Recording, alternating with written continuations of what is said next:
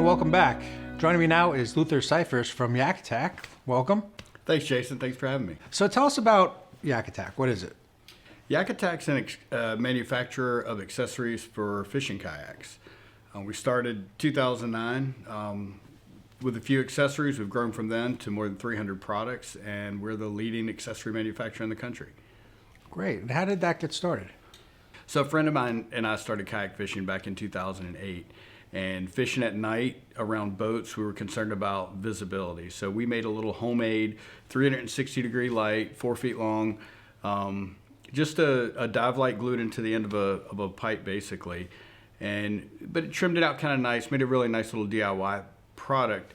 And friends started asking if we would make them one. So we decided to start a little LLC, intending then for it to be a hobby business. But it really took off, doing a lot more than we expected that first year. So this was basically like a garage project and just boom? Absolutely, yeah. I mean, we started, I want to say the original investment was probably less than $1,000, right around there. Just hand tools, a table saw and power drill, battery drill, a few things like that for that original product. But by the end of that first year, we made enough money that we went and actually tooled up a more commercial version of that product and then, tripled sales in the second year. And so you went from a garage, and how big is your facility now? So we actually just announced about 3 weeks ago that we're moving from the 20,000 square feet that we're in now. We're in a small town called Burkeville. We're spread among 3 buildings. It's a little bit cumbersome. We're moving into a 67,000 square foot building in a nearby county, Prince Edward County. So that's in about somewhere between April and May of this year, depending on when the building's finished. But really exciting chapter coming up. Now, when we spoke earlier, I was actually really surprised. You manufacture in the U.S. We do. So why is that? Well, manufacturing is really important to me. I started my career in manufacturing as a homeschool dropout. Not a lot of or promise, I guess, that was immediately in front of me. But through working in manufacturing and having some really good mentorship over the years, I eventually developed a really nice career working in engineering, doing automated equipment design for the automotive industry, and then ultimately leading me to this point of being able to start my own company. And I know that things for me would have been a lot different if it wasn't for manufacturing. If I was working in a warehouse, getting pallets down from stuff that came in from containers overseas, it probably would be a little bit different story. So the things that I learned, the people I was able to work with, and the idea that working together with people to make something and to serve a customer base, it's very appealing to me, and it's that much more appealing when you make it yourself. So you've grown organically. How has that influenced your mission statement? So Yak Attack has grown organically, and the challenge with that obviously is cash. I read a book recently where the author said that cash or too much cash suffocates creativity. I thought that was a really good quote. The quote that we have at Yak Attack is, "Innovation starts where conventional options end." And basically what that means is that when you don't have a lot of conventional options in front of you, you don't have a big pile of cash, you don't have all of the resources that you need, you can get really creative. And we harnessed, I would say, every drop of creativity that we had to get through those first few years. And it ended up developing not only things that helped us achieve that, but that given us a huge competitive advantage in the marketplace. We build all of we do a lot of injection molding at Yak Attack, and we build all of our tooling in-house using our own system. We can do it for a fraction of the cost of what other companies can do it overseas in a tenth of the time. That really surprised me when we spoke about that you do it all in-house like that, especially the injection molding. So also going with the organic growth, you have to have a pretty big base of loyal customers. Why is that? Yeah, we do. And when we first started, so I was fresh out of the automotive industry at the time. And the automotive industry is a very difficult industry. I'd say we didn't have great relationships with our customers. We didn't have very honest and transparent relationships with our customers. And I don't want to say we had a chip on our shoulder, but it was a little bit like that, you know what, we're going to do things the right way. We're going to treat people the way that they should be treated. And it doesn't matter because it's a hobby business. We're not trying to make our living at it. We're just going to do this in a way that we can be proud of and have a good time doing. And lo and behold, customers respond to that. So we've built a really loyal following because we've been really loyal to our customers. And, you know, on a regular basis, we go above and beyond for our customers and always consider it a privilege to do so. And about how many products do you manufacture? At this point, I want to say it's around 300 individual SKUs, 6 or 8 major product families, and then some auxiliary things. And how do you stay on top of the industry? So we're in a really unique position because we have really driven the direction of the industry when it comes to rigging kayaks. Most of what's done in the industry now for people to outfit their kayaks for fishing is a result of the innovations at Yak Attack. So while while the industry kind of catches up to what we did last year, we're already working on next year and the year after that. So I would say we just set the pace. You know, we're kayak anglers. We understand the experience on the water and what creates a good consumer experience, from the use of the product all the way through the transaction and the service after the sale. So that's where we put our focus, and so far it's working. Can you give me some examples of what some of those products are that set the standards? Sure. Our first product, the Visi pole, like I said, it was a rigid, like 4 foot long, light glued or pole with a light glued in the end of it. After that, we created what we call the Visi Carbon Pro, which is the similar height, but it folds down like a tent pole, and it's got a flag on it. And you take the flag off and you put it inside you put the folded unit inside the flag. So if you go to a fishing tournament or something like that, a kayak fishing tournament, these days you're going to see a lot of boats out there that have those Visi Carbons on them. Same thing with the crate solutions for, behind the paddler. A lot of the times there's some kind of a crate to keep gear in. Our black pack is something that we created back in 2010 on a tiny little machine that we had back then, and also has become kind of a standard. And then just in the last year, our new lock and load mounting system, very intuitive, really easy to use mounting system, and the rod holders and the fish finder mounts and things that go on it have quickly become the preferred mounting system in the industry. And that was another thing that surprised me, was the electronics you're putting on here. I mean, a lot of times you think of kayaks, you don't think of electronics on there. Yeah. So how do you go about doing that? Yeah, I mean, it's always funny to see a $1,000 kayak with a $3,000 fish finder on it.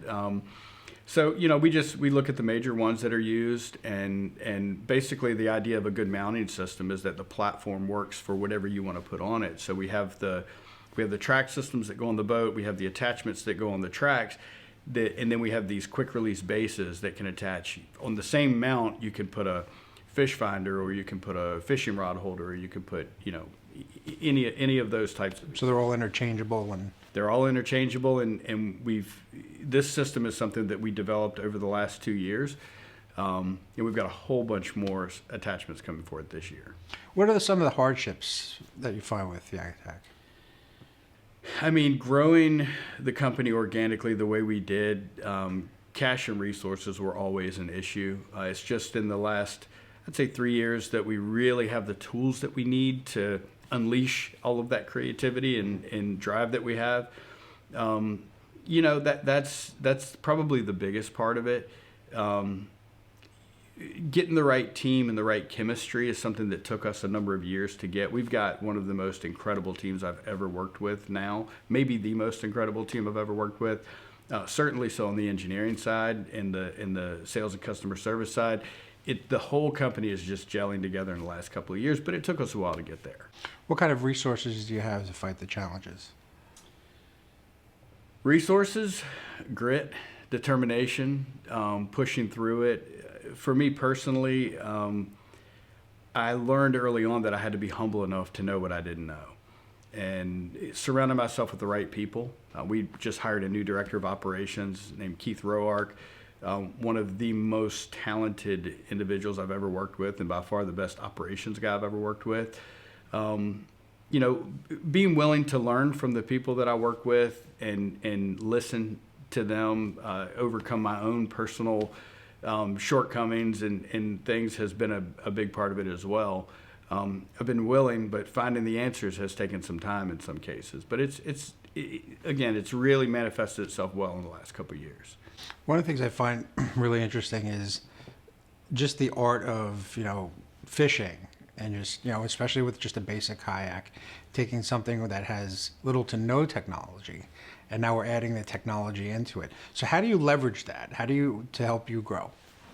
So what we try to, our product mix is somewhere between, I'd say it's about 50 to 75% products that customers know they need. But we try to keep at least about 25% of just having our finger on the pulse of where things are going and making sure that we're there to help lead that charge. As technologies become available, the motor systems that are out now is a big thing. We try to be there ready for the customer so that as the customers begin to adopt those products, they can do it with Yak Attack solutions. Now, what kind of manufacturers do you also work with? So we work with a lot of the kayak manufacturers in the industry. We make the track systems for a number of different kayak manufacturers. In some cases, we either sell them our parts at an OEM level, or we sell them some adaptation of our parts at the OEM level, or in some cases, we even just manufacture their parts for them. Are there products that you feel every kayak should have? Well, the first thing is a life jacket. Right. But as far, and Yak Attack doesn't make life jackets, but that's one that is, to anyone who's been around the sport, it's near and dear. That it's just extremely critical. As far as attachments and things like that, I think the visibility, the Visi Carbon Pro is probably the first one. You've got a light for nighttime if you end up out a little too late, or if you're fishing at night, and then you have a flag for daytime. These kayaks sit really low in the water, so that's a big one. After that, usually it's fishing rod holders. That's usually the second thing that people end up using, and then of course some kind of a crate solution behind them to keep their gear in. Now, you were fishing yourself and you came up with these ideas, but what else does it take to be innovative? It takes getting off the beaten path. By definition, innovation is finding something new. I mean, in a lot of cases, if you look at our products, there's nothing new about a light. There's nothing new about a flag. There's nothing new about a fishing rod holder. But there's a big difference between going out and trying to basically carbon copy the existing solutions and compete on that level. There's nothing innovative about that. On the flip side, you can try to find better ways of doing things. You can try to find new ways of doing things, new systems. And, another thing that we say around Yak Attack is on the edges of the beaten path, all the fruit's been picked. Mm-hmm. If you want to find something new, you're going to have to get off the beaten path. And it's not always comfortable. There's some risk. There's the brambles and the bushes and the critters, and, but that's where you find the good stuff. And we spend a lot of time there. And what part of your business has required more innovation versus unconventional thinking? I think a lot of times the innovation is the result of unconventional thinking. But I'd say in every way we've been fairly unconventional, maybe to the point that in the last couple of years as we've matured, we've had to begin to embrace some more conventional thinking. When you're really small as a company, very agile, you can do a lot of things, say kind of reactively. You can pivot really quickly. You can adapt really quickly. As you grow and as you get more employees and more structure around you, that becomes, not only does it become more difficult, but it becomes less advantageous. So we're starting to, I guess, kind of grow into certain conventional things without losing that unconventional drive to go after new things and try different things. Try to do things a different way. Now, when we talk about kayaks, obviously we've been talking about fishing, but kayaks can be used virtually for anything. What kind of impact has Yak Attack had on that paddle board or paddle sport industry? We've had quite an impact on it. We make accessories for the kayaks, also for the stand-up paddle boards, and now people are starting to use them a lot on small boats. I would say we really have defined at least the primary vein in which the rigging solutions have traveled. I mean, there's all kinds of adaptations out there in the marketplace, but the foundation for the way that people rig kayaks today was laid by Yak Attack. And you talk about rigging. I'm thinking like even like there could be sailing applications with the mounts that I've seen that you make. It's almost like the possibilities are endless. Yeah, it really is. I mean, one thing we've begun to realize is that what we really do is basically cockpit organization. You know, you're sitting in a space, you need things within reach, and when you start looking at the products in that way, there are a lot of opportunities out there. But you know, we've been growing really rapidly in the paddle sports category. So we haven't pursued a lot of those other verticals as aggressively as we are likely to in the future, but there certainly are a lot of opportunities. Now, could someone who has been an avid kayaker but hasn't realized that these things can be done, can they outfit an existing kayak? Yeah, so that's one of the cool things about the system is you start with an attachment to the kayak. If you want a lot of versatility or you want to be able to put multiple accessories, it might be a track system, and we make a number of different track systems to fit every budget really. Or it may be a standalone mount, but in either case, that's stuff that you can attach directly to the surface of the kayak. So yeah, a lot of the products that consumers are using, they're taking kayaks that aren't really that outfitted and adding our stuff to them to make them perform, at least from a user standpoint, more like a premium kayak. So with all this innovation, it's really no surprise that you've been on the Inc. 5000 list for 4 years. What does that mean for you? It's something we're really proud of. You know, the growth that we've had and the way we've done it, the people that we've developed along the way. I mean, most of our talent at Yak Attack is homegrown talent. It's people that just, you know, living in the area and the community. We're in rural Virginia that came together and really put their hearts and souls into this company.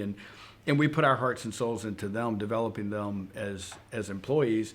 And to see what you can do with a team like that, it's been really special. And it's not lost on us that the other part of the equation is the kayak fishing consumer has decided to embrace Yak Attack. And without them, we wouldn't exist. So, you know, all of that is just, it's a life experience. It's something that we look back on that we're really proud of. And I'd say even more excited about where we go from here. And where are your products sold? The majority of our products are sold in independent specialty retail all over the country. There are a few shops internationally. We're just getting into the export market. But then we're also selling through some box store channels as well. And then we do a little bit direct to consumer online, but the vast majority is independent specialty retail. And what makes Yak Attack stand out from your competitors? We don't follow. We lead, and we lead even when it's would be more convenient to follow or when it would be easier to follow. I think that's what differentiates us from all of the competition, is that we're the ones who are blazing the trail that everyone ends up using. And where do you see Yak Attack in 5 years, and what are your next big steps? So we're moving from 20,000 square foot facility to a 67,000 square foot facility.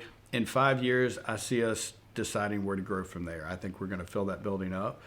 And I think we're going to do that by continuing to develop our market share in the paddle sports industry, but also beginning to reach out into to other industries in which our products are very relevant, in industries in which we have passion about and that we can create the same kind of consumer experience that we've created in paddle sports. Would it be outside of the boating industry? Potentially. Yeah, there are a lot of opportunities. It's hard to look around and not see opportunities for keeping things, you know, within reach, mounted well.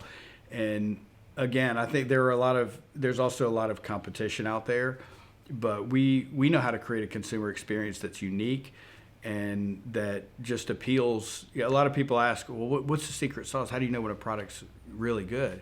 It's like, well, if we like it, the consumer's probably gonna, you know, because we are the consumer. I mean, we're just regular people. You know, it's not a sixth sense. We just try to make stuff that's really cool. And we try to reach for that last 20 or 30% that a lot of times gets left on the table. What is your favorite or maybe the most innovative product that you've come up with? And you can't say the light and the flake. Yeah, no, that's a nostalgic favorite, but the most innovative, actually, I didn't come up with. It's this lock and load mounting system. It is one of the most ingenious mechanical creations I've ever seen. It's simple, but there's elegance and simplicity. It does a lot with a few parts, and the function of that system, it still blows my mind. Dan Newman is our designer that developed that. It still blows my mind how he saw the vision for that. There were aspects of it that were a collaboration, but the real magic, the secret sauce, is something that a vision that Dan had for that product, and he was able to turn that into a reality, and it's a really cool product. And how long, I guess, take us through the process from conception to market. How long is that process? What does that process consist of? So for us, because we make our own tooling, we can usually go, for a simpler product, we can go from conception to market really rapidly if we need to. But for something like the lock and load system, there's just a tremendous amount of development. I mean, we've got boxes of 3D printed prototypes that we tested and failed. I think we made tooling because we had to strength test this, and we needed the full strength of injection molding to do that. I think we went through 2 or 3 rounds of prototype tooling. That system took the better part of a year once we had a concept to really get it to where we wanted it. It took the better part of a year. So it really depends on the product. Sometimes it's weeks. Sometimes it can be a year. I don't think we've ever had anything that took us longer than a year. And sometimes it's days. We had a OEM customer that needed a little plastic hook that goes on a bungee, and they were launching a boat, and they didn't want to delay the launch. And the launch this was a Friday that we met with them, and the launch was a week from the next Monday. So we basically had a weekend and then a week to design this part, to create the tooling, to mold them, to test them, and then to shoot production parts. And when we told them in the meeting Friday that we could do this for them, they said, "There's no way. We injection mold all the time. There's no way that you can turn it that fast." And I said, "Well, we'll have you samples by Wednesday."